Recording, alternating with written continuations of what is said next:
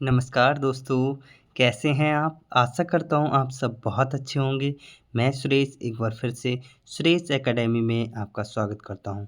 दोस्तों, आज हम पढ़ने वाले हैं UK triple SC Uttarakhand police constable 2024 की जो भर्ती आई है 2000 उसका जो प्रीवियस ईयर क्वेश्चन पेपर है सामान्य हिंदी का, वो हम सॉल्व करने वाले हैं आज की वीडियो में।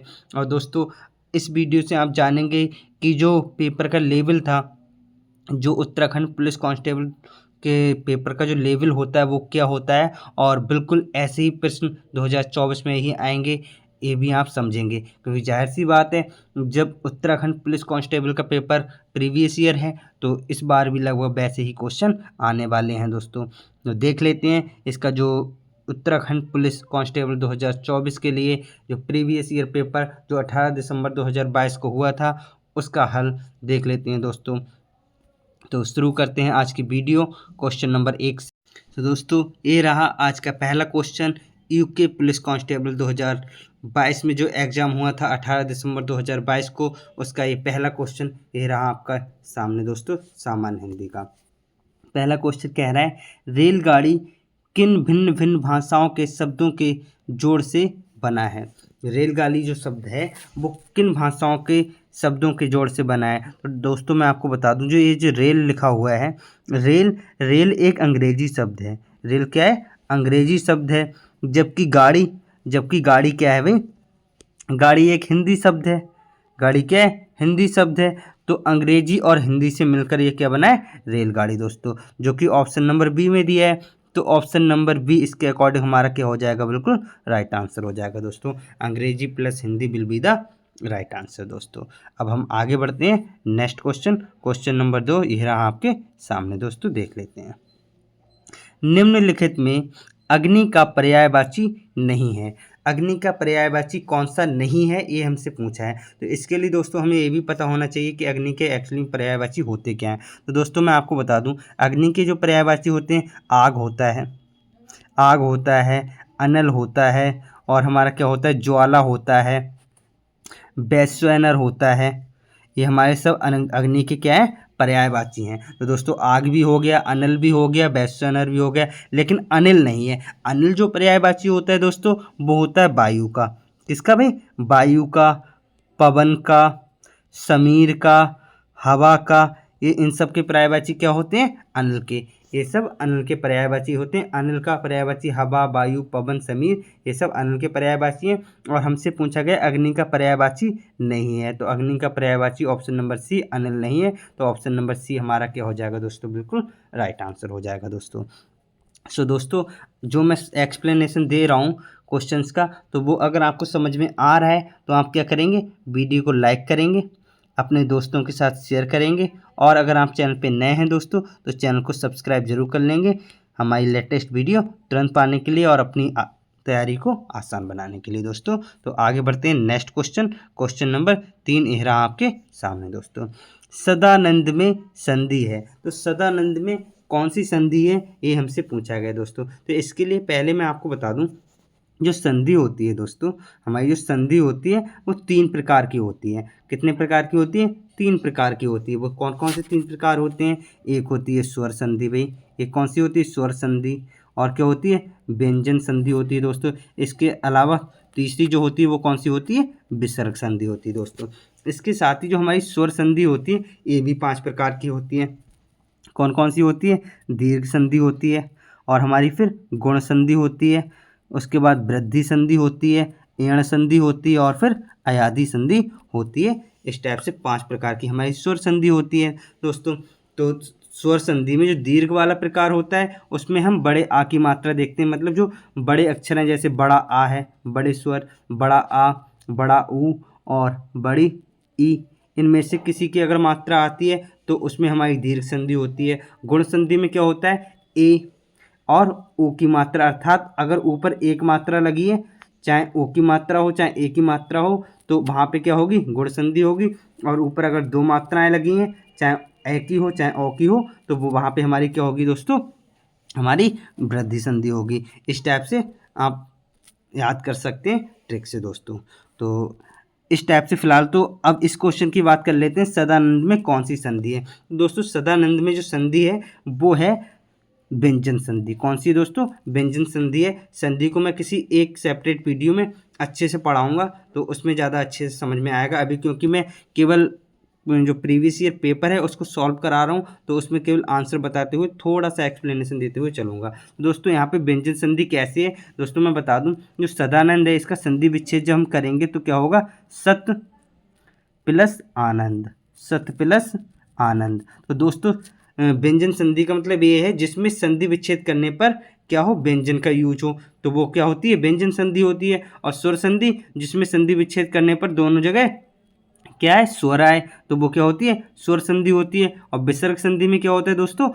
उसमें विसर्ग आ जाए, संधि विच्छेद करने पर विसर्ग आ जाए तो वहाँ पे विसर्ग संधि होगी। और अगर व्यंजन आ जाए संधि विच्छेद करने पर, जैसे कि ता एक व्यंजन है तो यहाँ पे व्यंजन संधि हो गई। और यहाँ पे जैसे विद्यालय है तो विद्या प्लस आलय हम करते हो उसके, तो बड़ा आ का डंडा और आ जाता है, दोनों जगह स्वर आ रहा था तो वहाँ पे स्वर संधि हो जाती दोस्तों। तो यहाँ पे क्योंकि ता व्यंजन है तो इसलिए यहाँ पे व्यंजन संधि हो जाएगी। सदानंद में कौन सी संधि होगी दोस्तों? व्यंजन संधि हो जाएगी। ऑप्शन नंबर ए क्या हो जाएगा? बिल्कुल राइट आंसर हो जाएगा दोस्तों। अब हम आगे बढ़ते हैं, नेक्स्ट क्वेश्चन देख लेते हैं। क्वेश्चन नंबर 4 क्या कह रहे हैं देख लेते हैं दोस्तों। आपकी यात्रा मंगलमय हो किस प्रकार का वाक्य है? तो दोस्तों इस टाइप के जो वाक्य बोले जाते हैं, जैसे हमारे हमसे जो बड़े होते हैं हम उनके पैर छूते हैं तो वो हमें क्या कहते हैं? बेटा खुश रहो, या हम कहीं जा रहे हैं तो आपकी यात्रा मंगलमय हो। तो ये क्या होते हैं दोस्तों? ये सारे के सारे इच्छा सूचक वाक्य होते हैं। क्या होते हैं? इच्छा सूचक वाक्य होते हैं। तो इनके लिए इसके मतलब इसका जो राइट आंसर होगा वो क्या होगा? ऑप्शन नंबर डी होगा। 4 का option number D will be the right answer दोस्तों। अब हम आगे बढ़ेंगे नेक्स्ट क्वेश्चन। नेक्स्ट क्वेश्चन क्या है दोस्तों? तो दोस्तों मैं आपको बता दूं, अगर लेवल की बात की जाए तो बिल्कुल भी हार्ड लेवल नहीं था। लास्ट टाइम जो 18 दिसंबर दोस्तों जो मैं सॉल्व करा रहा हूँ वो 18 दिसंबर 2022 वाला पेपर है।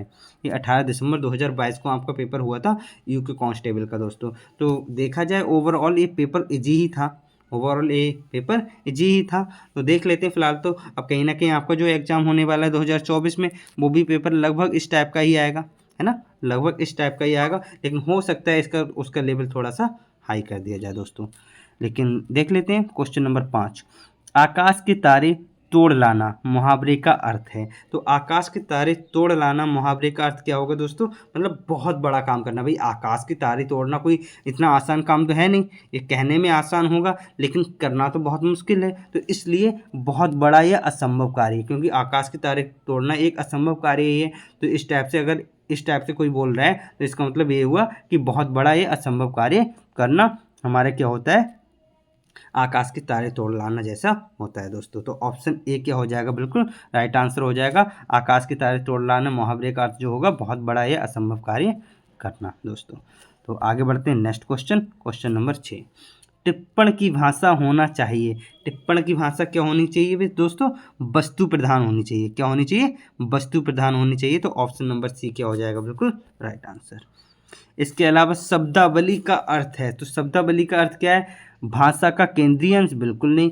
अन्य भाषाएं समूह, अन्य भाषाएं मिलकर, बिल्कुल नहीं।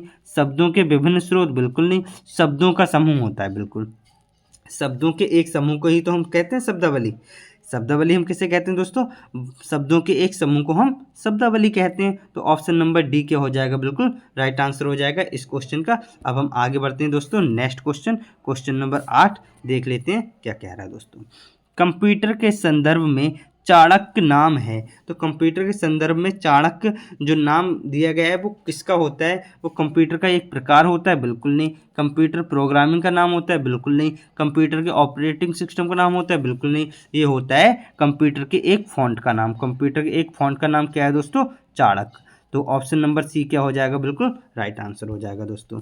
अब हम आगे बढ़ते हैं नेक्स्ट क्वेश्चन, क्वेश्चन नंबर 9 भी देख लेते हैं क्या कह रहा है दोस्तों। कबीर निम्नलिखित शाखा के प्रतिनिधि कवि हैं।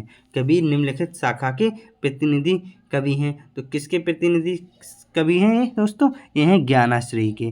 किसके हैं? ज्ञानाश्रयी के ये प्रतिनिधि कवि हैं। तो ऑप्शन नंबर बी क्या हो जाएगा? बिल्कुल राइट आंसर हो जाएगा इस क्वेश्चन का। अब हम आगे बढ़ते हैं नेक्स्ट क्वेश्चन, क्वेश्चन नंबर हमारा क्या आ जाएगा? 10।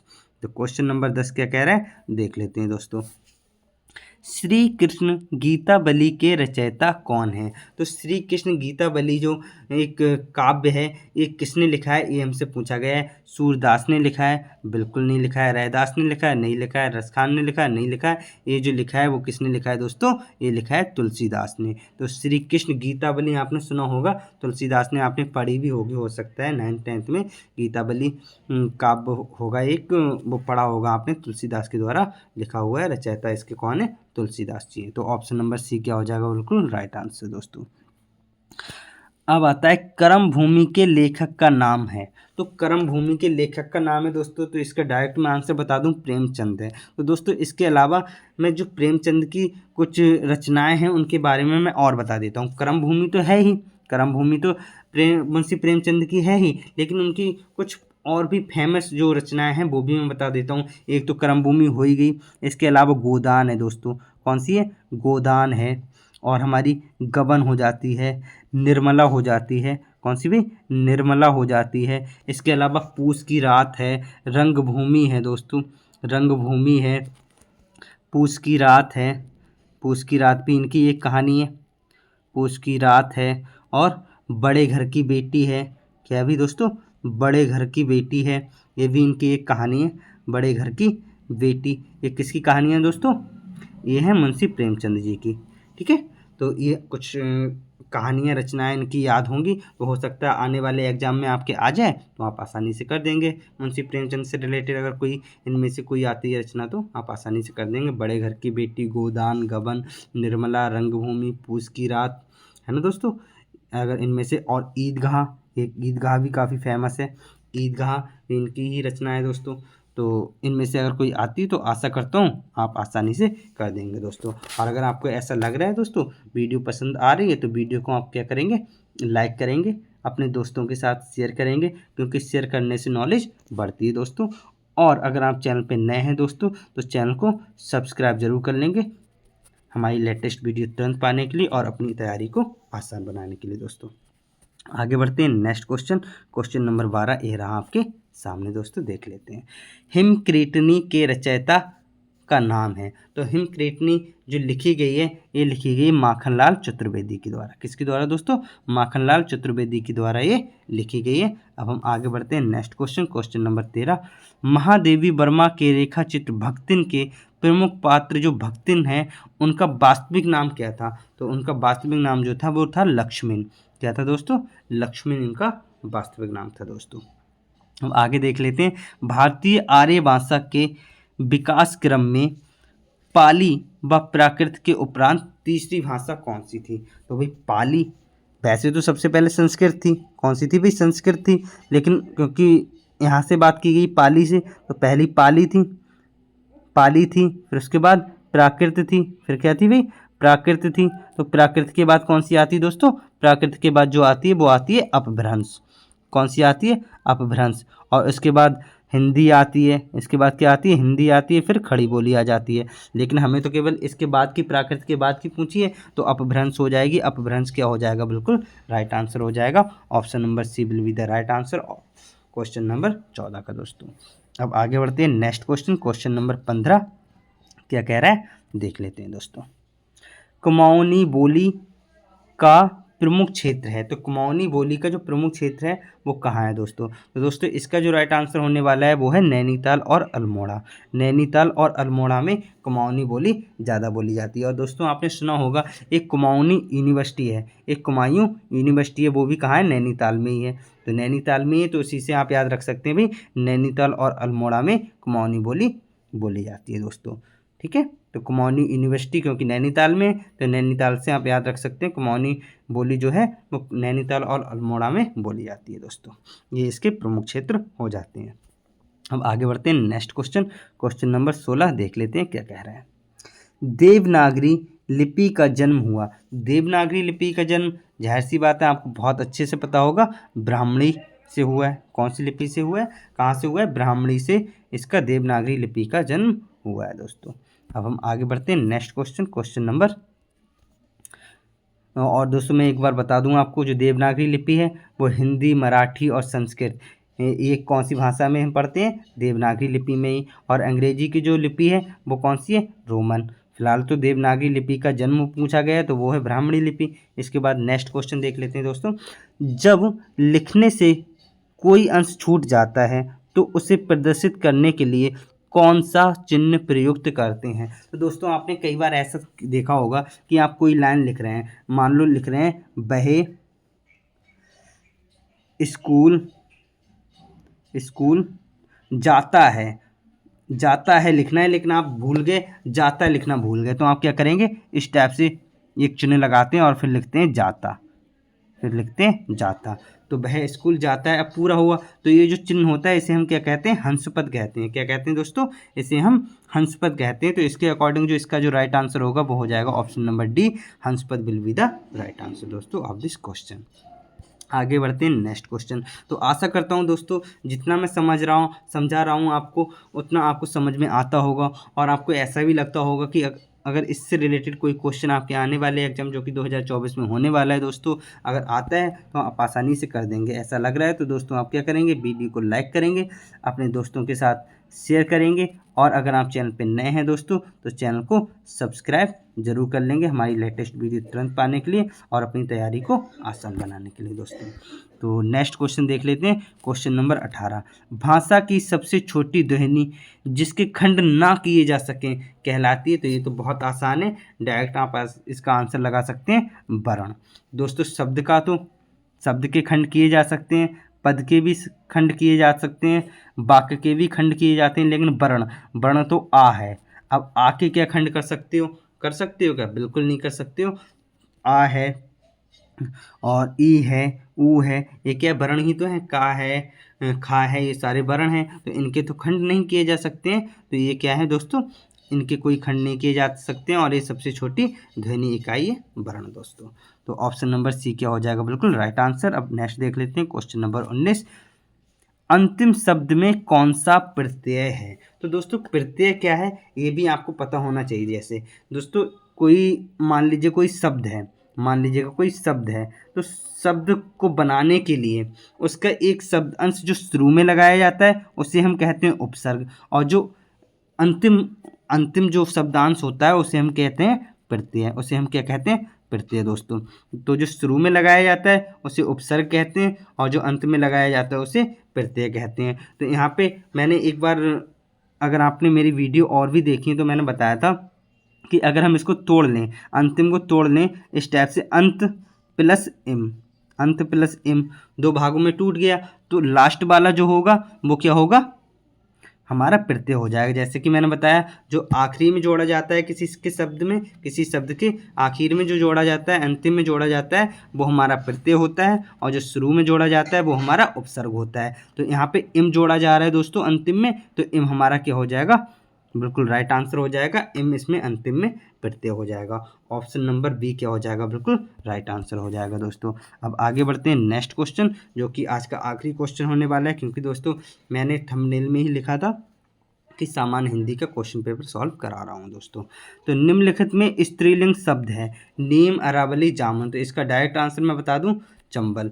आपके जो आयोग ने माना था वो चंबल माना था स्त्रीलिंग, बिल्कुल सही। तो दोस्तों आशा करता हूँ आपको समझ में आया होगा, और अगर आपको समझ में आया है और आपको लग रहा है कि इससे रिलेटेड अगर कोई क्वेश्चन आपका आता है या इनमें से कोई क्वेश्चन आपके आने वाले एग्जाम में 2024 में आता है तो आप आसानी से कर देंगे, तो ऐसा लगता है दोस्तों, तो आप क्या करेंगे, वीडियो को लाइक करेंगे, अपने दोस्तों के साथ शेयर करेंगे, और अगर आप चैनल पर नए हैं दोस्तों तो चैनल को सब्सक्राइब जरूर कर लेंगे। Thank you for watching.